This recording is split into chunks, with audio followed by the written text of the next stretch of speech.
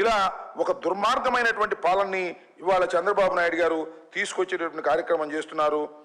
దానికి తగిన మూల్యాన్ని చంద్రబాబు నాయుడు గారు చేయక తప్పదని కూడా ఈ సందర్భంగా చెప్పదలుచుకున్నాను. ఇప్పటికైనా ఆలోచన చేసుకోవాల్సింది ప్రభుత్వం. అనేక గాడులు చేసి ప్రజల్ని మోసం చేసి సింగపూర్ అంటే సింగపూర్ వెళ్ళారు, వచ్చారు, అద్దంకి సింగడి వెళ్ళి అద్దంకి వెళ్ళి వచ్చినట్టుగా సింగడి వెళ్ళారు. ఒక విహారయాత్రలాగా సింగపూరు మొత్తాన్ని చూసి వచ్చిన సంగతి మనం అందరం చూస్తున్నాం. పత్రికల్లో ఏం చూసి వచ్చారో నేను ప్రత్యేకంగా చెప్పాల్సిన అవసరం లేదు. వివిధ పత్రికల్లో వారి ఫోటోలు వారి వ్యవహారాలు మనం చూస్తున్నాం. కాబట్టి సింగపూర్ని ఏదో ఒక విధంగా సింగపూర్ కలర్ పూసి తన పరిపాలన అద్భుతంగా ఉందని చెప్పించుకునే ప్రయత్నమే చేస్తున్నారు తప్ప ఈ రాష్ట్రంలో చంద్రబాబు నాయుడు గారి కూటమి ప్రభుత్వం అధికారంలోకి వచ్చిన తర్వాత సామాన్యుల పరిస్థితి చాలా దారుణంగా ఏర్పడతా ఉంది. వైద్యం లేక, బళ్ళు లేక, ఆరోగ్యం లేక సతమతమవుతున్నటువంటి ప్రజానీకాన్ని చంద్రబాబు నాయుడు గారు పట్టించుకోకుండా ఏదేదో కార్యక్రమాలు, పిచ్చి కార్యక్రమాలు చేసేటటువంటి కార్యక్రమం చేస్తూ డప్పు కొట్టుకునే కార్యక్రమం. మీరు కలెక్టర్ సమావేశం పెడితే ఆర్భాటం, ప్రచారం తప్ప అసలు పనికొచ్చే పని ఒక్కటి కూడా లేనటువంటి కార్యక్రమం. సింగపూర్ వెళ్ళినా కూడా అంతే ఆర్భాటం. వారికి ఉన్నాయి పత్రికలు, 5-6 పత్రికలు, 2-3 పత్రికలు, రోజు ఫ్రంట్ పేజీలో సింగపూర్ పర్యటన గురించో, కలెక్టర్ సమావేశం గురించో, చంద్రబాబు నాయుడు గారి గొప్పతనం గురించో రాసుకుని సంతోషపడటం తప్ప ప్రజానీకానికి కనీసం పనికొచ్చేటటువంటి కార్యక్రమాలు చేయలేదు. ఒక్కటంటే ఒక్క సంస్కరణ కూడా పరిపాలనలో తీసుకురానటువంటి చంద్రబాబు నాయుడు గారి 2 సంవత్సరాల పరిపాలన చాలా లోపభూయిష్టంగా ఉందని ఈ సందర్భంగా చెప్పదలుచుకున్నాను. ప్రజలు కూడా దీన్ని గమనించాలని కూడా ఈ సందర్భంగా మీ ద్వారా ప్రజానీకాన్ని కోరుకుంటున్నాను. Thank you.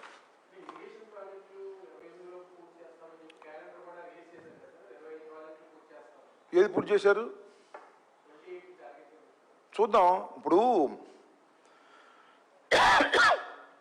పోలవరం కూడా పుష్కరాల లోపల పూర్తి చేస్తామన్నారు. మొన్న పోలవరం మీద చాలా కామెంట్స్ వచ్చినాయి, మీరు చూసారు లేదు, ఆలపత్రికలు కూడా వచ్చినాయి. ఇంతవరకు కేంద్ర ప్రభుత్వం ఇచ్చిన నిధులనే పూర్తిగా వినియోగించుకోలేకపోయారు. ఇవన్నీ ఎప్పుడు వినియోగించుకుంటారో, మళ్ళీ ఎప్పుడు మేము డబ్బులు రిలీజ్ చేయాలని అడిగారు ఇరిగేషన్ సెక్రటరీ.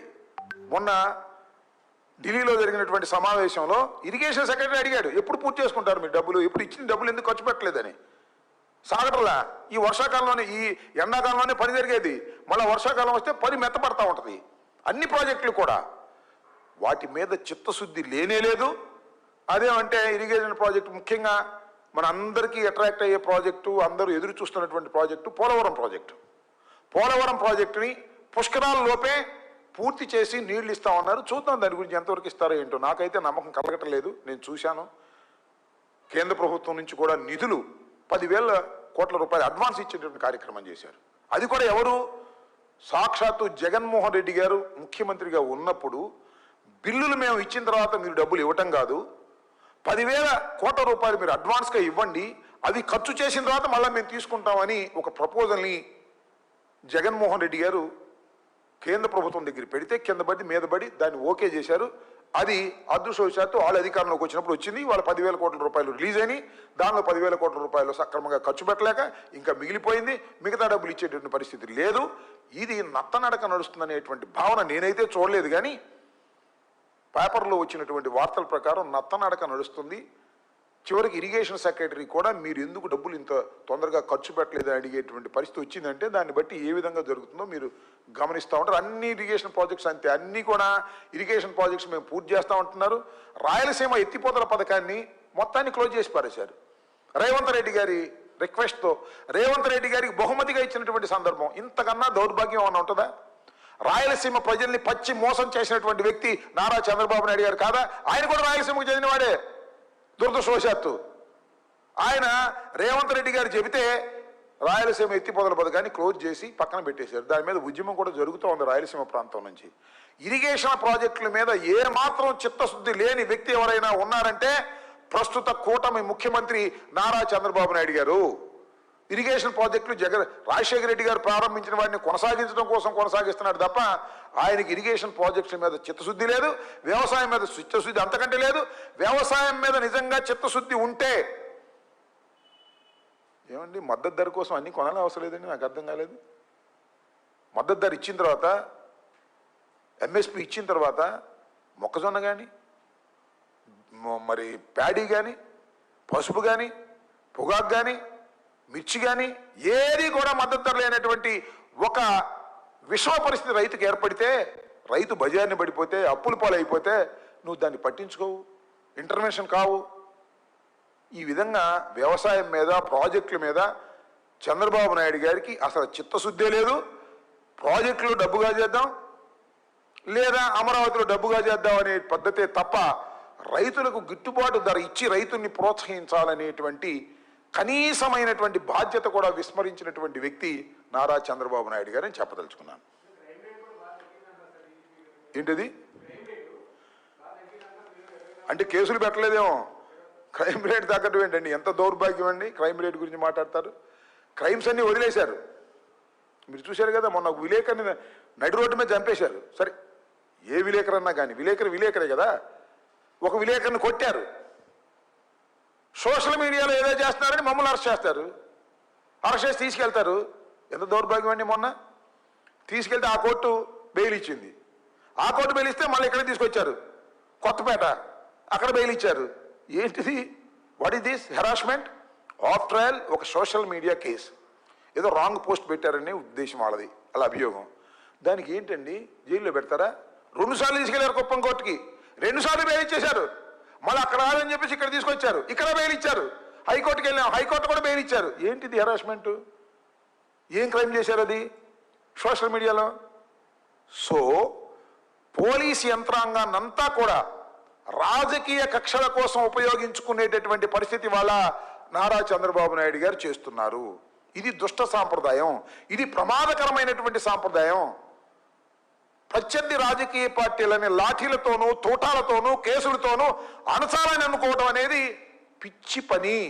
అణచలేరు సరిగదా, మరింతగా ఉధృతంగా మేము పోరాటాలు చేస్తామనేది కూడా ఈ సందర్భంగా చెప్పదలుచుకున్నాను. ఎవరండి మీరు అరెస్ట్ చేసిన? ఎవరు భయపడ్డాడు చెప్పండి, నాకు అర్థం కాల. ఇంతమందిని అరెస్ట్ చేశారు, ఇంతమంది పోలీస్ స్టేషన్లో పెట్టారు, బెయిల్లు వచ్చినాయి. ఏం చేయగలిగారు అంటున్నా మీరు? మాకు ఒక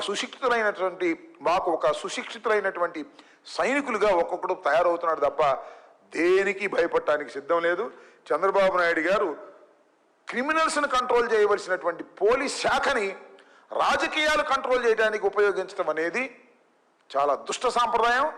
ఇది సమాజానికి మంచిది కాదు, దేశానికి కూడా మంచిది కాదని చెప్పదలుచుకున్నాను.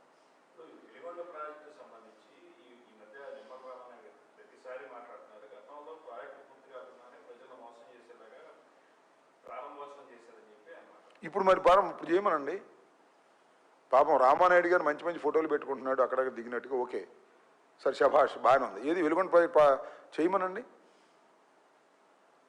పోలవరం చేయమనండి, పూర్తి చేసిన రోజున మాట్లాడమనండి. పూర్తి చేయొద్దని కాదు నేనేది, చెయ్యాలి. అవి ఒక దశ దాటి వచ్చినాయి. వెలుగొండ కానీ, పోలవరం కానీ మేము చాలా కార్యక్రమాలు చేశాం. రాజశేఖర రెడ్డి గారు ప్రారంభించినటువంటి ప్రాజెక్ట్స్ ఇవి. వీటికేమో వాళ్ళే నచ్చరి చేశామని చెప్పుకుంటున్నారు.